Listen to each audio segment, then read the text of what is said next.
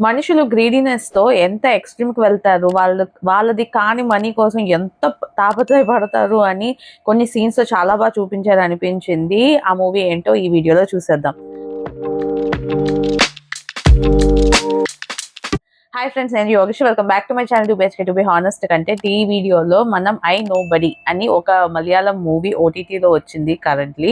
ఆ మూవీ ఎలా ఉంది అన్నది మనం ఈ వీడియోలో చూసేద్దాం. ఈ మూవీలో మెయిన్ కాస్ట్ చూసుకున్నట్లయితే పృథ్వీరాజ్ సుకుమారన్ అండ్ పార్వతి యాక్ట్ చేశారు. ఈ మూవీ మనకి కరెంట్లీ జియో హాట్స్టార్ లో అవైలబుల్ గా ఉంది. ఈ మూవీ టోటల్ గా 2 hours 30 minutes 35 minutes అలా ఉంటుంది.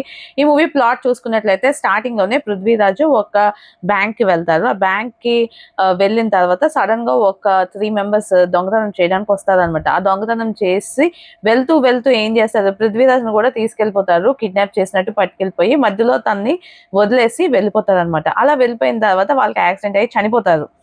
చనిపోయిన తర్వాత మనీ మాత్రం దొరకదు పోలీసులకి. సో అది మనీ ఏమైంది అన్నదే మనకి మిగతా స్టోరీ. పృథ్వీరాజ్ దగ్గర ఉందా లేదా వేరే దగ్గర ఎవరి దగ్గర ఉందా ఏంటి అన్నదే మనకి మిగతా స్టోరీ. ఈ మూవీ ఫస్ట్ హాఫ్ చూసుకున్నట్లయితే చాలా ఇంట్రెస్టింగ్ గా వెళ్తుంది. స్టార్టింగ్ సీన్ నుంచి ఇంటర్వెల్ బ్యాంక్ వరకు కూడా చాలా డీసెంట్ గానే అనిపించింది. అంటే స్టార్టింగ్ ఓపెనింగ్ షాట్ లోనే కొంచెం సినిమాటోగ్రఫీ ట్రిక్స్ అవన్నీ చూపిస్తారు అనమాట. అవన్నీ కూడా చాలా ఇంట్రెస్టింగ్ గా అనిపిస్తాయి. అండ్ వెళ్తూ ఎంతలా టార్చర్ చేస్తారంటే పృథ్వీరాజ్ ని చాలా చాలా టార్చర్ చేస్తారనమాట. అంటే తన దగ్గర మనీ ఉందో లేదో ఇంకా తెలీదు, బట్ చాలా మంది ఏమనుకుంటారు తన దగ్గర మనీ ఉంది అని చెప్పి అనుకోవడం స్టార్ట్ చేస్తారు. మీడియాలో వస్తుంది. తన ఫ్యామిలీకి చాలా ఇష్యూస్ ఫేస్ అవుతాయి. అవన్నీ ఏంటి అన్నది మనకి మూవీ చూస్తేనే అర్థమవుతుంది. సో అలాగా చాలా ఎంగేజింగ్ గా ఉంటుంది అనమాట ఫస్ట్ హాఫ్. ఇంకా సెకండ్ హాఫ్ వచ్చినప్పటికి అయ్యయ్యో ఏటేటో వెళ్తుంది అన్నట్టు ఉంటుంది.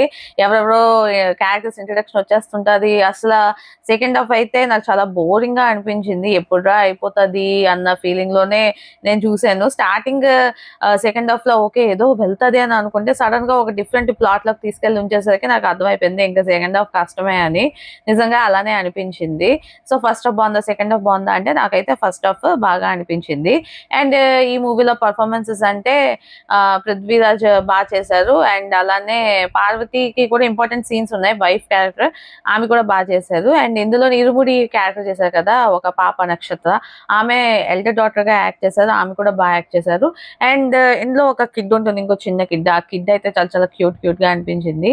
అండ్ మిగతా వాళ్ళందరూ కూడా ఓకే, అంటే అంత నోటీస్డ్ అయిన నేమ్స్ కాదు అండ్ పెద్దగా తెలీదు. సో బట్ అందరూ కూడా పర్ఫార్మెన్సెస్ వరకు బాగా చేశారని అనిపించింది. ఆబ్వియస్లీ స్టార్టింగ్ ఒక 5 minutes 10 minutes సీన్స్ అన్ని ఉంటాయి. అవన్నీ కూడా సినిమాటోగ్రఫీ చాలా బాగుంటుంది. ఈ మూవీకి మ్యూజిక్ అందించింది జేక్స్ బిజాయ్.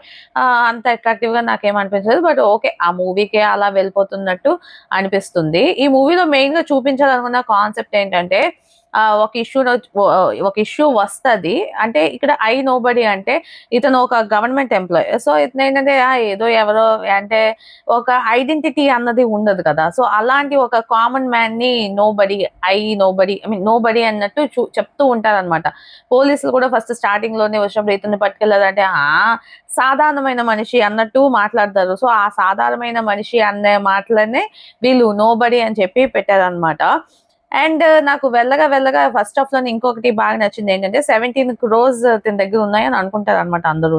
సో ఆ మనీ కోసం వాళ్ళ ఫ్యామిలీ మొత్తాన్ని టార్చర్ పెట్టడం మొదలు పెడతారు. పోనీ టార్చర్ పెట్టేది ఎవరో పోలీసులు అలా ఇన్వెస్టిగేషన్ చేస్తున్నారంటే వాళ్ళు కాదు, నార్మల్ జనరల్ పబ్లిక్ వీళ్ళ ఫేసెస్ అండ్ ఐడెంటిటీస్ ఎప్పుడైతే బయటకు రివీల్ అయిపోతాయో వాళ్ళే ఆ మనీ కోసం చాలా హెరాస్ చేస్తూ ఉంటారు అనమాట. ఒకటి కాదు రెండు కాదు, ఫస్ట్ హాఫ్ లో మొత్తం అలానే చాలా ఇష్యూస్ ఫేస్ అవుతూనే ఉంటారు అనమాట. సో నాకు ఆ పాయింట్ చూస్తే డబ్బుల కోసం మనిషి ఎలాంటి అయినా చేస్తాడు అన్నట్టు ఆ థీమ్ లో తీసుకెళ్లేదు. సో అది నాకు బాగా అనిపించింది. అండ్ సెకండ్ హాఫ్ లో కూడా సేమ్ ఇలాంటి కాన్సెప్ట్ లోనే ఇంకా ఇంటెన్స్ గా వేరే విధంగా ఏమైనా చేస్తుంటే బాగుండేది. బట్ అంతగా నాకు అనిపించలేదు. సెకండ్ హాఫ్ లో నాకు యావరేజ్ గా వెళ్ళిపోయింది అన్నట్టు అనిపించింది. సో ఓవరాల్ గా నాకైతే మూవీ ఓకే, 1 time వాచ్ అనిపించింది. పెద్దగా అమేజింగ్ అని అయితే నేను అనుకోవట్లేదు. బట్ ఫస్ట్ హాఫ్ డీసెంట్ గా ఉంది కాబట్టి మీరు ట్రై చేయొచ్చు. ఓవరాల్ గా ఎక్కువ ఎక్స్పెక్టేషన్స్ లేకుంటే మీరు ట్రై చేయొచ్చు. ఈ మూవీ మనకి కరెంట్లీ జియో హాట్స్టార్ లో అవైలబుల్ గా ఉంది. తెలుగులో కూడా ఉన్నట్టుంది. మీరు తెలుగులోనే చూస్తాం అనుకుంటే తెలుగులో చూడొచ్చు, లేదంటే మలయాళం ఒరిజినల్ చూస్తూ సబ్ టైటిల్స్ కూడా చూస్తూ చూడొచ్చు. అండ్ ఈ వీడియో మీకు నచ్చినట్టయితే లైక్ చేయండి, మీ ఫ్రెండ్స్ అండ్ ఫ్యామిలీతో షేర్ చేయండి. ఇలాంటి మంచి మంచి వీడియోస్ మళ్ళీ చూడాలనుకుంటే నా ఛానల్కి సబ్స్క్రైబ్ చేసుకోండి. This is Yogasri signing off to be honest.